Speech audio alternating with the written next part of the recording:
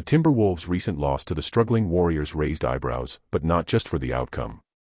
Late in the game, coach Chris Finch benched Julius Randle with the Wolves down 3. Jaden McDaniels scored, the Wolves forced a turnover, and things looked promising, except Randle didn't share the joy. By the game's end, Randle was nowhere to be seen. Did he head to the locker room early? Maybe, or perhaps he was just out of sight. Either way, it's not a good look. Minnesota traded Karl-Anthony Towns, KAT, to the Knicks for Randle, Dante DiVincenzo, Keita Bates-Diop, and a first-round pick, a move initially graded AB+ for its depth and flexibility. Now, it's an F-. Towns is having a career-best season in New York, leading the Knicks to a 64% win percentage, while Randle has struggled mightily in Minnesota. His numbers are decent, but his on-court chemistry is disastrous. Early in the season, Randle's refusal to post up during a play led to a heated moment, leaving Anthony Edwards visibly frustrated. This trade's ripple effect has been glaring. Edwards, forced to shoulder the offense without Towns, is now heavily targeted. According to Kevin O'Connor, Edwards leads the league in blitzes on pick-and-roll plays, a testament to opposing teams' awareness that he's the Wolves' sole threat. Despite shooting more threes and scoring at a high clip, Edwards is less efficient than in previous seasons. The strain shows, he's visibly frustrated, and the chemistry between him and Randle remains non-existent. Edwards' frustration has spilled into fines, costing him over $4 million this season. Notable infractions include flipping off a Kings fan in November, $35,000, and post-game swearing, $25,000. While Edwards remains a star, the burden placed on him is unsustainable. Fans are outraged, calling for Randle's trade, Finch's firing, and GM Tim Connolly's dismissal for dismantling the franchise. Yet, Connolly insists this is all part of the plan. Last year, the Wolves achieved their greatest season, sweeping the Suns and winning a Game 7 against the defending champs.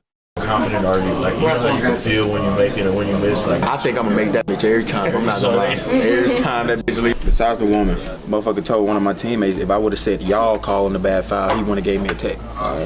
They just sensitive. But without Towns, that momentum is gone. For the Timberwolves, what seemed like a calculated risk now looks like a gamble gone wrong, leaving their future in disarray.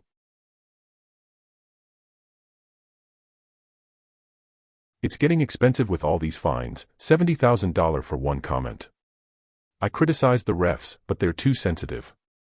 One told my teammate I'd get a technical if I said they called a bad foul. Even though I probably deserved it, it feels unfair.